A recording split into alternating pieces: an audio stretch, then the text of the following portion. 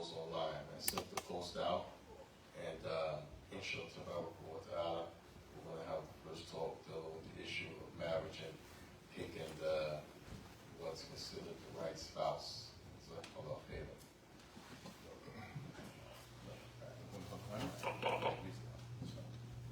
Let me know how many you got. 3 dots. All praises belong to Allah subhanahu wa ta'ala, Lord of all the worlds. We seek refuge in Allah from the evil of the souls of the evil of our deeds. Whomever Allah subhanahu wa ta'ala guides, no one can lead astray. And whomever he leads astray, there's no one that can guide him. I testify to the fact that Muhammad sallallahu alayhi wa sallam is Allah's servant and his messenger. And I testify to the fact that Allah is alone without any partners. As for follows, the best speech is the Quran, and the best guidance is the guidance of Muhammad sallallahu alayhi wa sallam, and the evilest of things in our religion are innovative practices. All innovative practices are our misguidance, and all misguidance leads to the hellfire.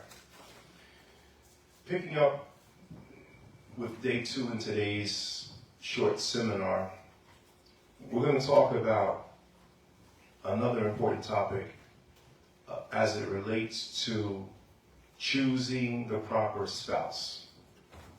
Now today, unlike the days of old, there were times where a person had a daughter and he knew a good brother in the masjid who had a son. They would talk a bit and try to arrange that marriage, even in our community. Fast forward shortly after that, we went to an era where people would just fill out application forms like they're applying for a job and leave it at the masjid. And the imams and the walis, the wakils, they would review those applications and they themselves would try to match some compatibility in that. Fast forward a little bit beyond that, we open up the doors to matrimonial websites and how that relates.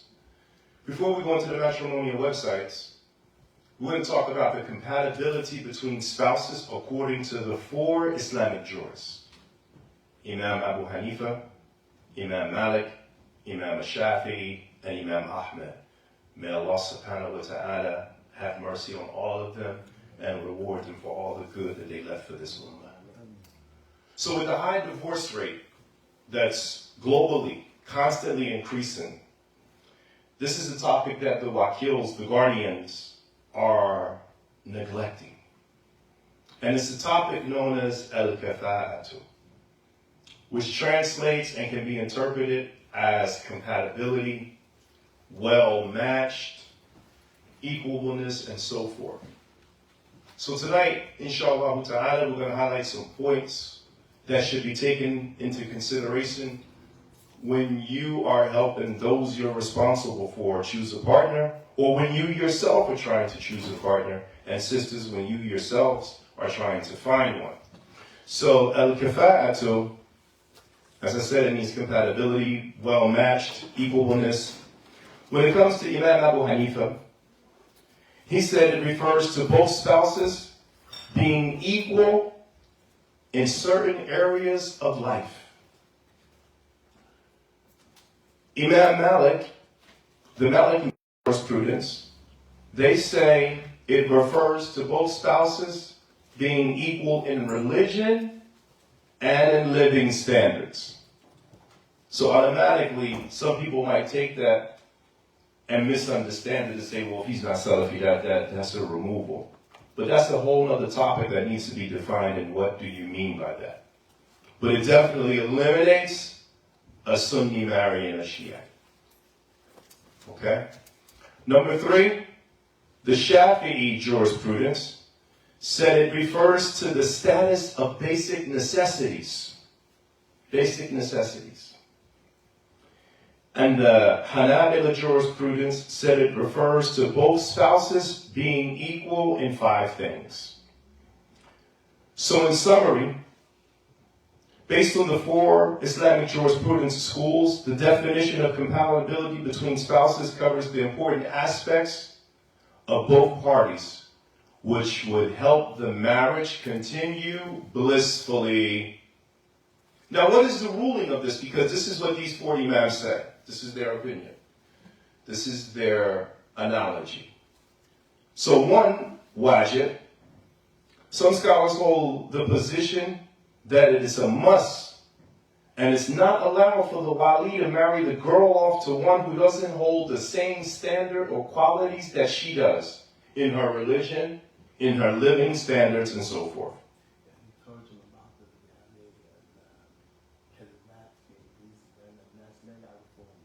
Okay, I found. So when we talk about wajib, here it's talking about the fiqh rule. This word wajib means that if a person leaves it off, then consequently Allah has the right to punish him. And if he does it seeking Allah's pleasure, then Allah will reward him accordingly. So this is wajib. Obligatory, a must. So the scholars say it's wajib. We're going to come to the point why they say so. So they say it's not allowed for the wali, the imam, to marry off that girl, the one who's responsible for those girls or women, to marry her off to one who doesn't hold the same standards she does. And this is the view of two imams, Abu Hanifa and Imam Ahmed. And the proof for their view is the statement of Umar ibn al-Khattab, radiyallahu anhu, who said, لا يزوج النساء إلا أولياء ولا تنكحن إلا من الأكفاء. He said, women can only marry with the wali, and the equality and similarity must be present.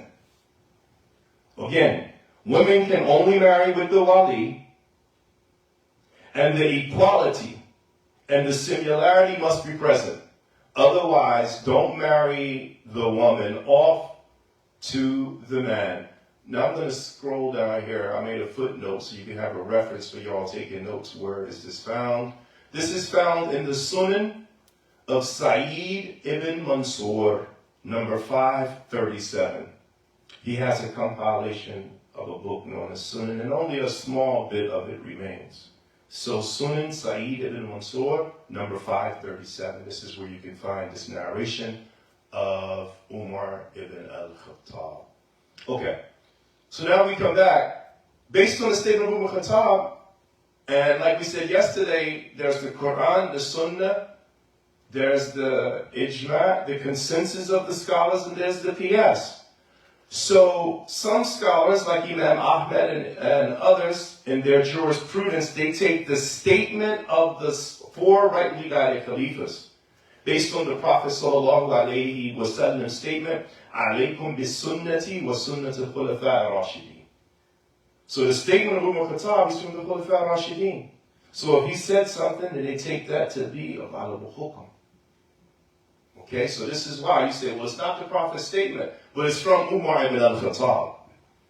Okay, so other companions of the Prophet who said similar things was Aisha.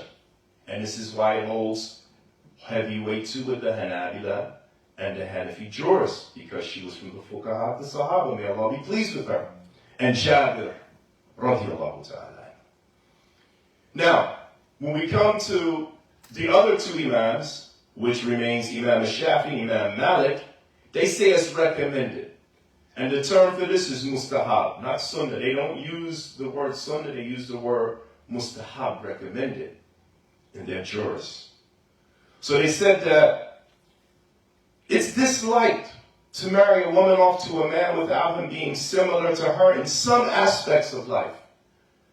However, if there is fear that the man might commit illegal sexual intercourse with her, or that an evil man will have control over her, then in this is an exception to the rule, and it's for her well-being. Muslatiha. Okay? So we have 15 minutes left. Inshallah, we're going to get through this. So it's allowed. And the proof for their opinion is Allah said, and among His signs is this: He created for you wives from among yourselves, and that you may find response in them. And He has put between you affection and mercy.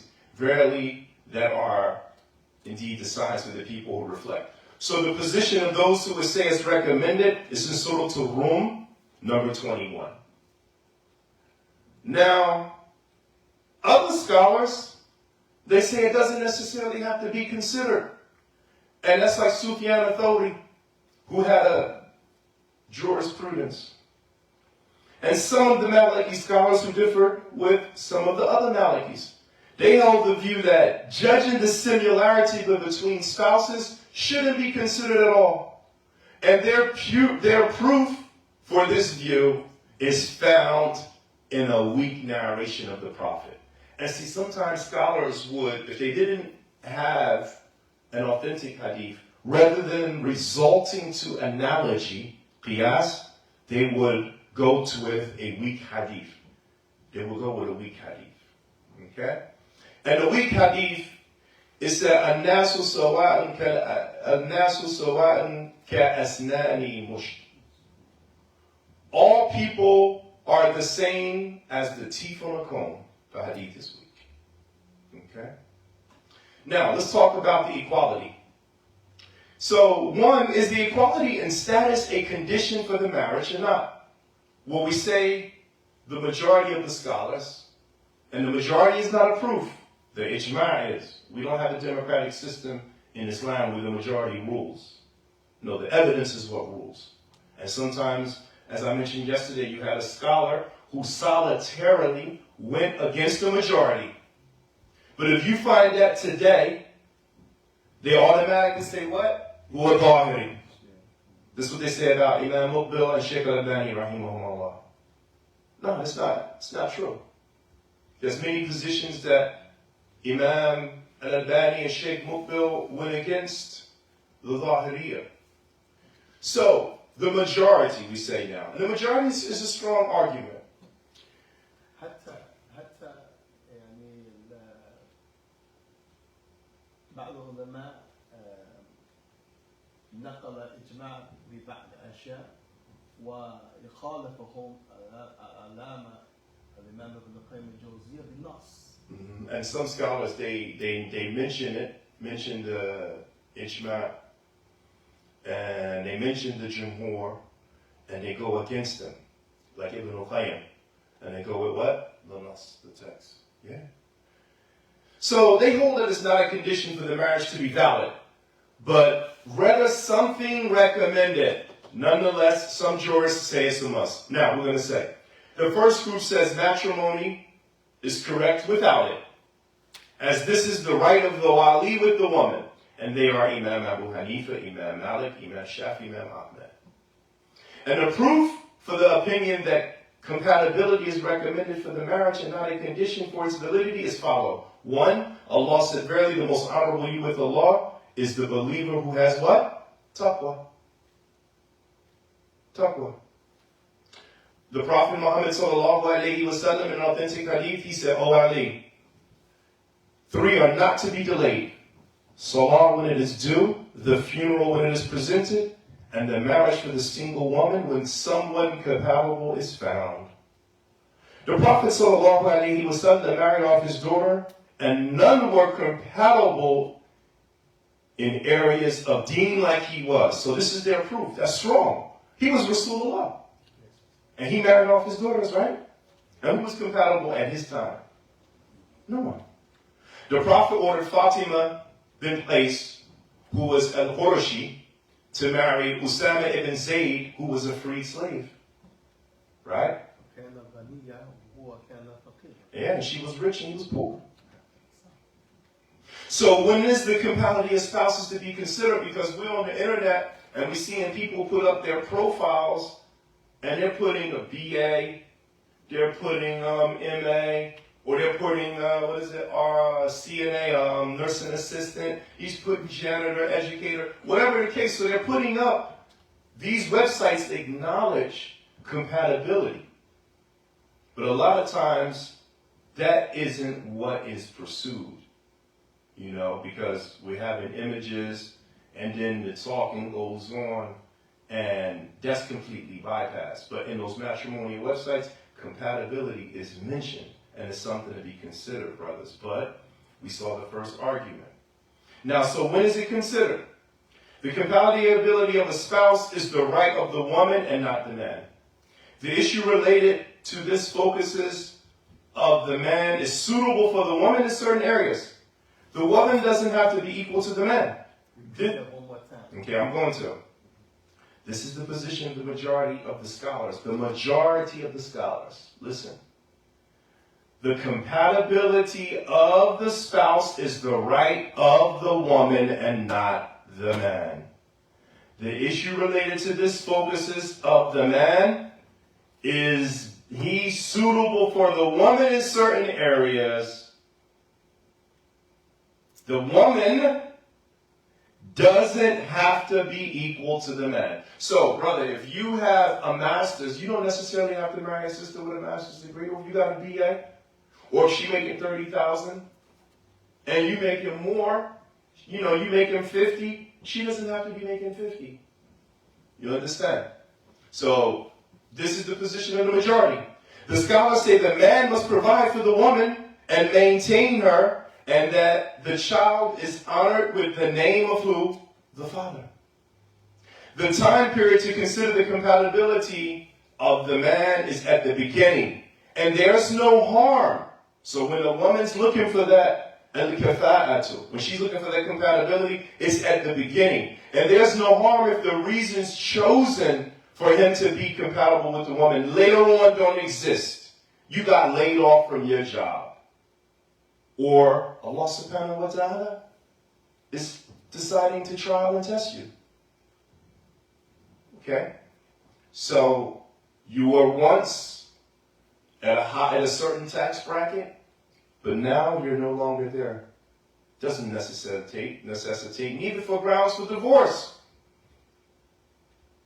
Why? The scholars say the vanishing of these well-matched traits does not make the marriage invalid. And this is what the kuffar do. Okay? When those, Becky and Natasha, he loses his job, he's laid off. She's not used to those trips down to Malibu, Montego Bay. She wants to do what? File for divorce. Doesn't make the marriage invalid.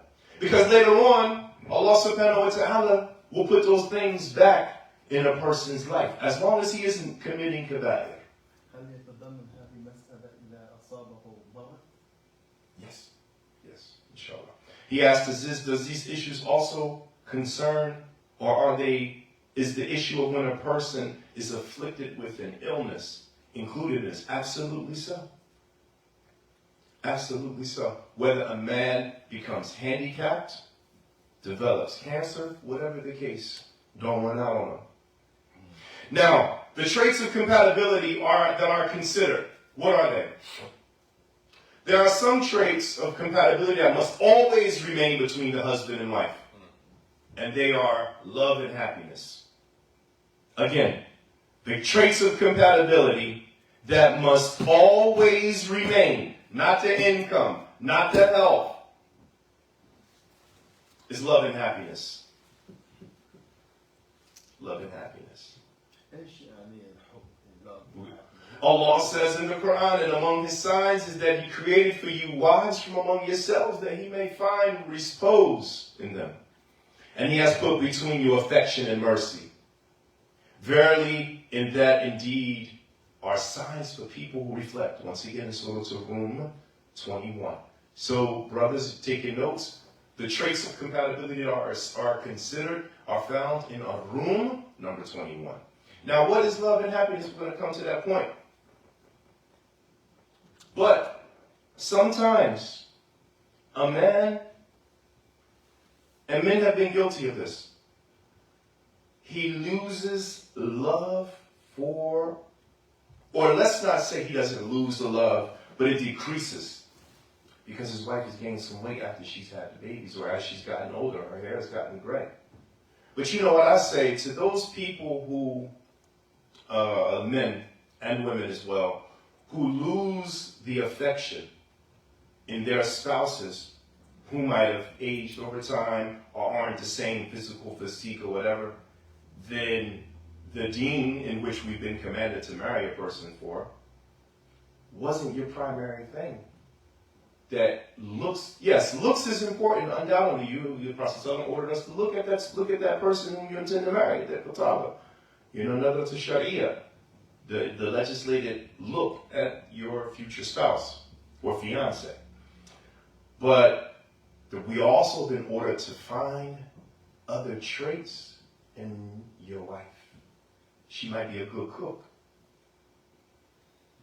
might be good in bed,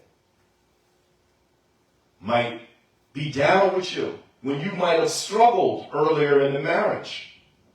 And now she's 260, 300 pounds. I don't know a lot of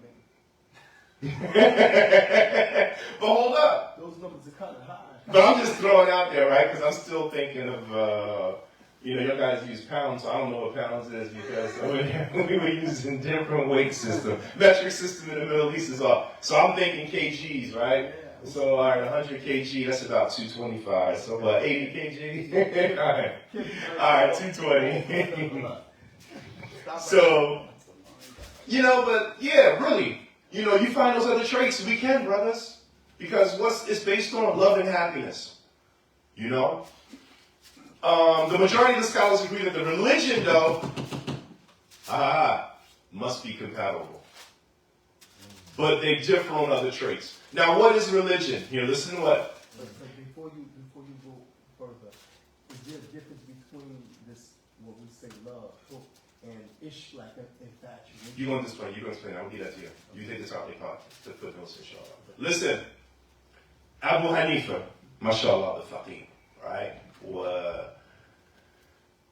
His opinion was, and this is independent and solitary view. So, he said, right, first of all, the man must be of sound religion and not an open sinner. He's not an open sinner. We all got sins, but he shouldn't be doing that stuff on Facebook, Instagram, or any socials, or doing it in the public community to the point that such and such on those pills. Or that such and such smoking that weed. Or that such and such is a zani or whatever. He keeps the sins hidden. So Imam Abu Hanifa held an independent and solitary view that the origin of the man is considered. For example, a man who has one parent as a Muslim is incompatible with a girl whose both parents are Muslims. Again, write this down. Imam Abu Hanifa said, a man who has one parent as a Muslim isn't compatible with a girl whose both parents are Muslim. And a revert who is the only Muslim in his family is not a good match for the girl who has Muslim parents. You see? That's why I say Imam Abu Hanifa, look at this man's qiyas. SubhanAllah. There's no text for this, what he coming with. This is his qiyas. And this is something similar, and it's only taken in consideration, I find, amongst the Asian community. And I'm going to say Asian, that includes the Arabs, okay? Because that continent over there is Asia. We get away from saying the Middle East. We call it Asia. Occupation. So we got religion out the way, right? Let's talk about occupation. Now, today, people take pride in their trade and education. The occupation and trade is something that is taken into consideration when choosing a spouse. So, for example, we're talking about, this is the right of the woman now. A sheep herder isn't a suitable spouse for a seamstress, nor is a taxi driver going to be suitable for one who's a PhD. And this position right here, when you talk about occupation, then write this down. The occupation level is for Abu Hanifa, Imam Malik, Imam Shafi, Imam Ahmed. So you can say the four Imam. Imam Ahmed, he also said at another time, sometimes you have Imam Ahmed will hold two positions. Okay? He might have found a text later. He might have found an athar. He might have even come across a hadith or reinterpreted an ayah. But his other view, okay, write this down. Imam Ahmed's other view was that the occupation of the man shouldn't be considered as it's not connected to his deen, as long as he's able to provide. As long as he's able to provide. Now we come to, we're almost at the end here, wealth. Now wealth plays a role in the man's ability to maintain the woman. So therefore it's something that's very important. As the Prophet Muhammad sallallahu alayhi wa sallam mentioned that Fatima bin Qais, may Allah be pleased with her, said, I came to the Prophet and said to him, Muawiyah and Abu Jahl sent me a proposal of marriage. The Messenger of Allah sallallahu alayhi wa sallam said, Muawiyah is destitute and he has no property, and Abu Jahl is very hard on the women. So you see? So the man should be free from illness. Now, Shaykh Ukasha asked me about if it later becomes an issue. It's not. And this is why. He should be free from illnesses at the beginning. Something that is prevalent today in some of the communities around the world is STDs. Herpes being at the top of them. Many sisters you find on matrimonial websites or in the communities are herpes carriers. Now, Shaykh Abdurrahman Adani, may Allah have mercy on him, there was a group of questions sent to me back in 2007, and alhamdulillah, he answered them in very, very detail. Rahimahullah, may Allah have mercy on him, inshallah, and accept him from being amongst the martyrs, because he was assassinated. Abdurrahman Adani is a student of Shaykh Mubda. From your scholars, yes. Yes, so at the beginning, brothers, if the sister is healthy or if the brother is healthy, you got to announce your illnesses. You know, some sisters will come because they're so desperate, and brothers will come, well, I don't flare up, or we can wear protection. La. Return back to the article as not to waste time. We have another 5 minutes here. The issue of blood tests before marriage is built off of this. This is why Ziyad Khamsa? Fantastic, okay. So this is why, you know, the communities now enforce the issue of blood testing before marriage. But on those profiles, if a person is going to a matrimonial website, be sure to ask, do you have any STDs or have you had any in the past? Whether it's gonorrhea, and I think you can be cured for gonorrhea with amoxicillin, penicillin. But herpes, until now, they claim that there's no cure. But we know the opposite is found in the Sunnah, where Prophet ﷺ said that Allah hasn't revealed or sent down the illness except that He sent down the cure. Anyway, some people who are ignorant, who know it, and some people who are ignorant, but eventually, you know, it will be discovered. So an HIV victim, let's go with that, shouldn't be allowed to marry without that illness. And a herpes victim should only be allowed, as Shaykh Abdurrahman said, may Allah have mercy on him, should be only allowed to marry a herpes victim. So he said what? The herpes victim cannot marry a virgin or an uninfected gender male or female, and so forth. So in conclusion, what I wanted to present as it relates to this today is the compatibility between spouses understand from the four Islamic jurists, and the other issues as it relates to the country, beauty, and age are topics of companionability spouse, not compatibility. Because there's a group of brothers now you have known as the passport brothers, and these aren't Muslims, these are non-Muslims, but they have websites and YouTube channels, and they're tired of women in the West.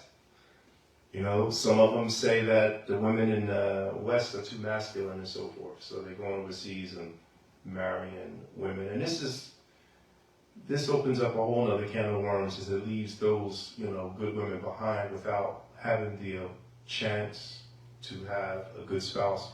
And brothers have to be careful because a lot of those women, you know, they're chasing the green card, they're in pursuit of the American dream. I know countless cases where brothers have married overseas for the wrong reasons, and when she got to America, she left him with the kids.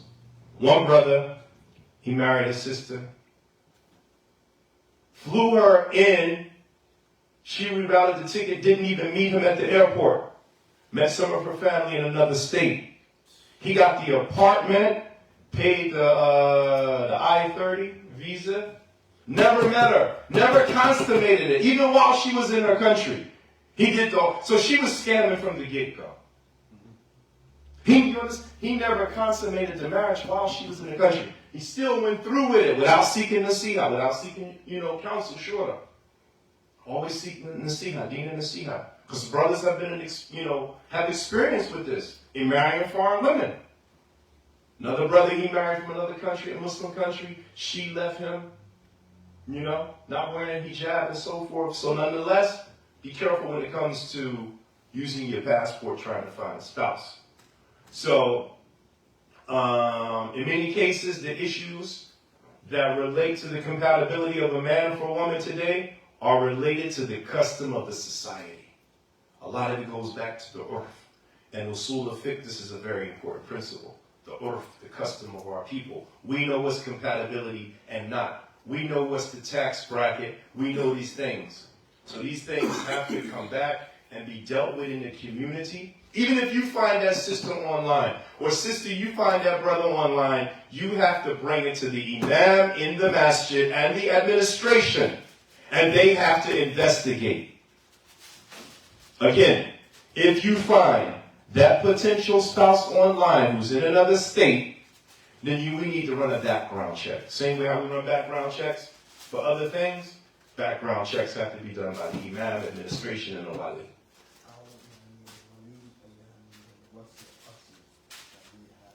Or the immediate wali. Or the immediate wali. And why did I say the imam? Because overseas, the imam of the masajid or the judge, the qadi, he becomes the wali of the sister who doesn't have a wali. That's why I mentioned that. So inshallah, we give the mic to Ukash. Inshallah, if I said anything that's incorrect, it's from myself and shaitan. And I ask Allah subhanahu wa ta'ala to forgive me for my incorrectness and to reward us, inshallah, for benefiting from the four Imam's knowledge today, because this was from them, and this is something that I put together for us. And inshallah, Shaykh Ukash now make some ta'liqat and commentary on what we'll present and we'll add, because he's more aware of some of these points and circumstances, as I haven't lived in this country for some time.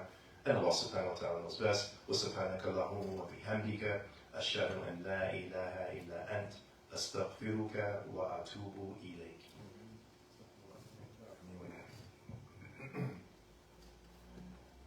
Alhamdulillah Rabbil Alameen. جزاكم الله خير بارك الله فيكم نسأل الله بركة عليك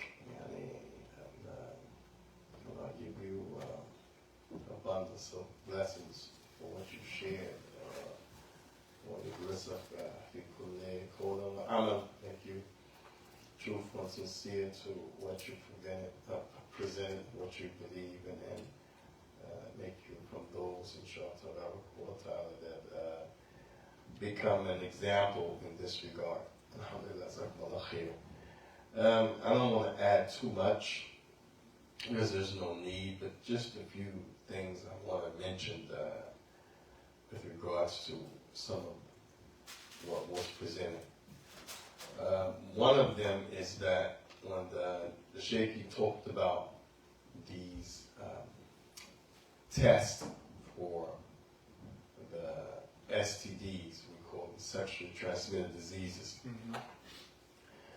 When Sheikh Falah Ismail al-Muntakar rahimahullah ta'ala, from our contemporary scholars from Ahlul Sunnah, and we keep saying that because that's important. The Prophet ﷺ said, alaykum bi sunnati. So that means we are people that have some importance towards the term and the different meanings of the word sunnah. Because the Prophet said alaykum.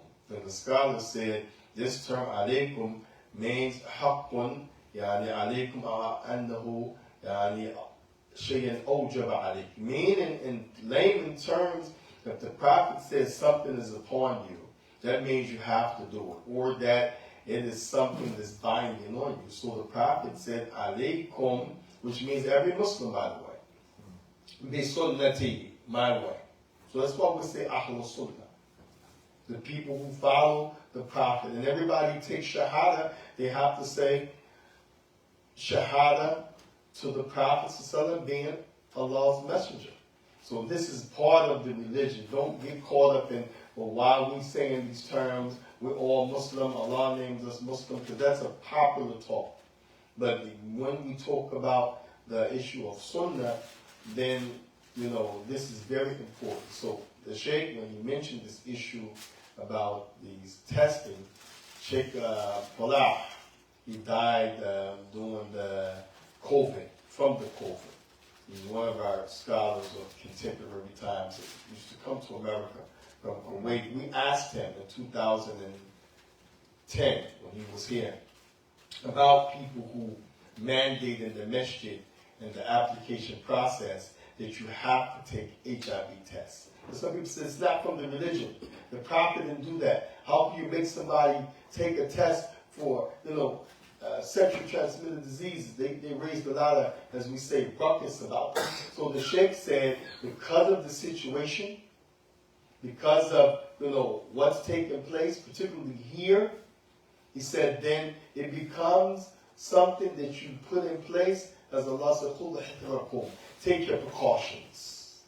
So he said it's something that is okay because precautions, checks and balances in the religion is something sometimes that is a must.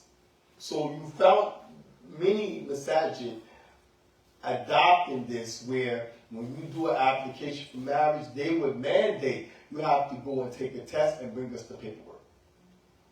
And that's a recommendation that I tell the people, when you find somebody to get married, make them take the test. And you take the test too. You take the test. You present your paperwork and you make them do it. Some have also said, in this day and time, because the spread of mental illness, a psychiatric evaluation. A basic one to say if the person is manic or they have depression or the anxiety or bipolar, because once you get into a relationship with that person, you got to deal with that. When children come, the issue broadens. You know what I'm saying? So these things may not be, as we say, the origin of the religion, but to add them because of the issue of precaution in Islam is a must, then it becomes okay. So I wanted to add that, when the Sheikh mentioned, ask them, but, some people don't want to ask you, because if you ask them and they say, no, I'm good, how do you know they're good? How do you know they're lying? How do you know they're just telling you that or not? So, it's best, and again, some people mandate, no, you got to take a test, bring me a paperwork. In Qatar, it's Yeah. Even when in Yemen, you want to get your iqama, which means your residency visa or to stay, to live, even if it was 1 year, you renew it. One of the things they made you do, you had to go take at their hospital where they trust their government the AIDS test. They wouldn't let you bring one from your country, so I have one. No, you go on what we tell you, take the facts of them. Take the AIDS test. If it comes back negative, alhamdulillah. If it came back positive, you couldn't marry a Yemeni in the country. You wouldn't allow it. So that's a thing I want to mention. Make the people, to each his own, float your boat, but, this, for some people, is a recommendation. Others, it's a mandate. Now, the other thing we talk about,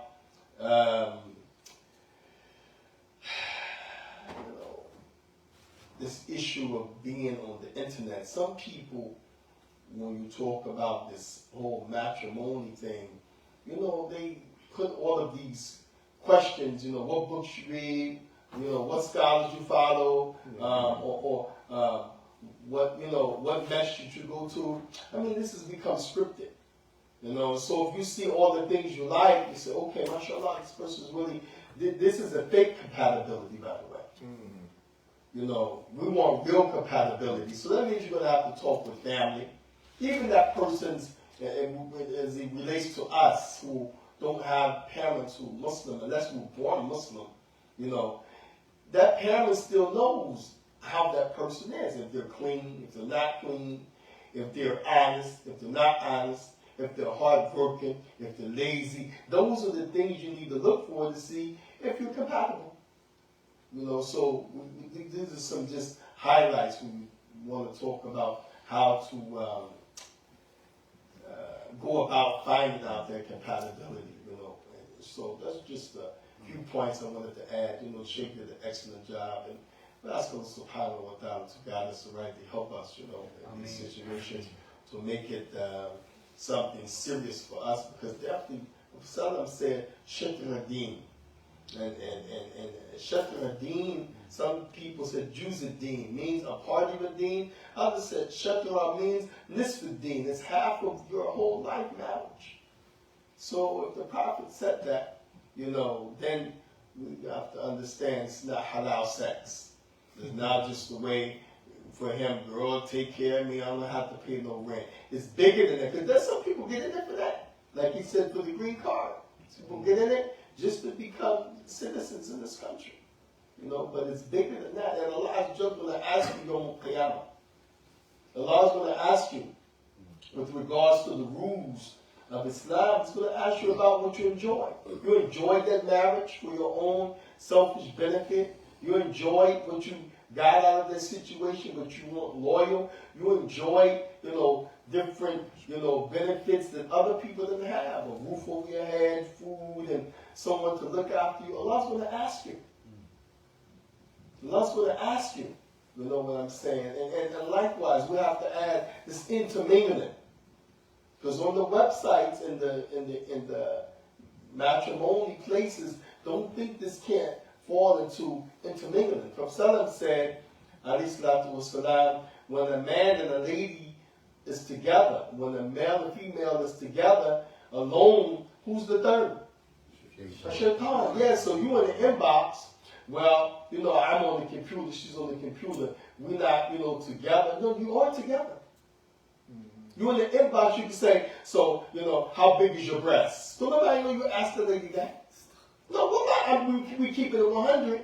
It has happened. It has happened. It has happened. And we're not talking about, where you have the right to ask that when you engage to somebody, is she short, is she tall, and then you go and see them. We're talking about just kicking it. We're dating and, girlfriend and boyfriend. Yeah, let me send me some pictures. Let me see you on the video. This is not permissible. It's not permissible. There's some type of code of ethics. There's boundaries. You see. And many times this leads to people hooking up before they get married. They're in the bed, and then they want to, after a while, let's make it right. You can't make that right. You can change your state of being from we're in a shacking up relationship, now we're married, but you didn't make it right. Because that's not the process. You started wrong. You see? And wallahi, one of the conferences they were talking about this, Shaykh Shadid and Shaikh Abu Aaliyah, and the lady, in the question and answer, she said, I had a brother, I was interested in. She said, and it's like, this brother's just like stringing me along, having me, just waiting and making me think he's interested. Then I found out he just fled, he disappeared. So everybody felt her pain, like, oh wow, And so the sheikh said, uh-oh, is that brother here? We're going to get on him today. Is that brother in the house? Some people laughed, trying to break the ice. And so the sheikh said, make sure that you don't sleep with these brothers before you marry them, because if you do that, they'll never respect you. The relationship will never be the way that it should be, because he'll promise you, girl, I'm going to marry you, I'm going to do this, get your, nose wide open, and then now you get in the drawers. You already think he's going to marry me, he's going to take care of me, he's going to take me on high, and then now you're in a situation, you finally give it up. He's going to say, in his mind, she ain't worth nothing. I got it. I don't have to marry her. She ain't nothing but a tramp. And this is how people think about the Muslim woman who fell victim to that. Now it kick you to the curb. Your self-esteem is low. You feel bad. I've been used. Oh man, I'm not worth anything, and you just keep spiraling. So these things are very important, and let's help us to hear him and to, not follow our desires. Try to stay in line with what Allah subhanahu wa ta'ala gave us and our messenger, and take the advice of those who know, who mean well for you, inshallah wa ta'ala. Wallahu ta'ala, so Nabina Muhammad. Inshallah, we'll take a 10-minute break and then we'll come back for the next talk. Assalamu alaikum.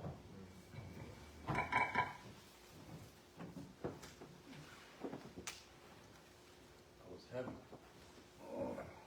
No, it was. All that in a good way. Well, I tell you what's going to be heavy. And heavy is going to be that punishment if people play themselves. Yeah, I know.